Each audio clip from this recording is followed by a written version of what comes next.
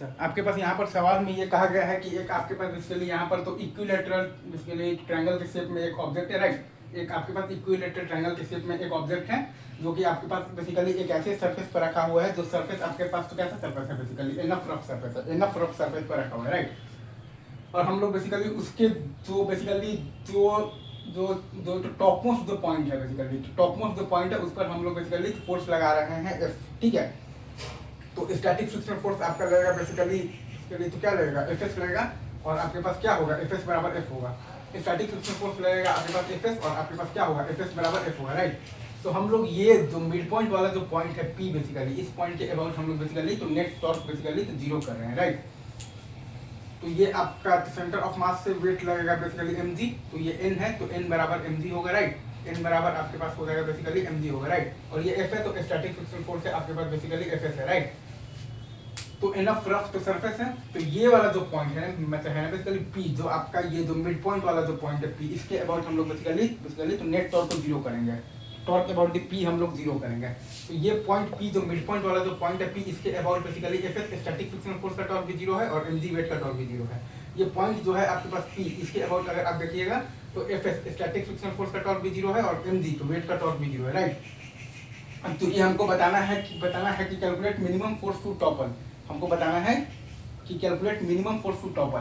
तो ये जो मिड पॉइंट वाला जो पॉइंट है ना जो p, इसके अबाउट बेसिकली अगर आप देखिएगा तो fs स्टैटिक फ्रिक्शन फोर्स का टॉर्क भी जीरो है और mg तो वेट का टॉर्क भी जीरो है। तो टॉर्क तो बचा तो किसका, एक ये वाला f, तो मतलब कि ये तो फोर्स का टॉर्क बचा और एक ये आपके पास नॉर्मल रिएक्शन फोर्स का टॉर्क बचा है, राइट।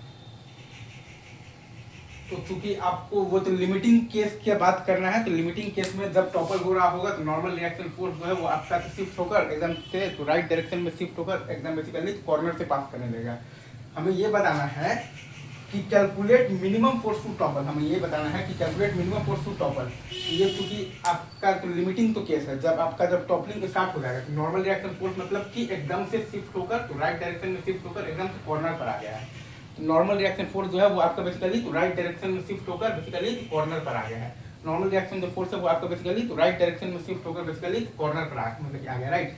तो f का torque about the point p आएगा आपके पास बेसिकली f × √3L/2 और वो बराबर होगा बेसिकली तो नॉर्मल रिएक्शन का जो टॉर्क है बेसिकली अबाउट मतलब k अबाउट पॉइंट p, तो mg × L/2 मतलब कि mg × L/2 बराबर है आपके पास f √3L/2।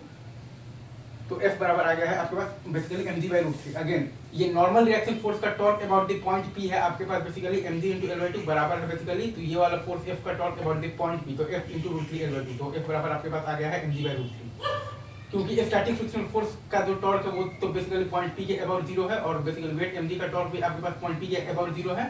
Normal reaction force का torque about the point p mg × L/2 और वो बराबर है बेसिकली आपके पास बेसिकली तो ये फोर्स f का बेसिकली जो टॉर्क है अबाउट द पॉइंट p मतलब कि f × √3L/2 के, तो f बराबर आपके पास आ गया है mg/√3। यही है आपका मिनिमम फोर्स टू टॉपल, ठीक है, इजी।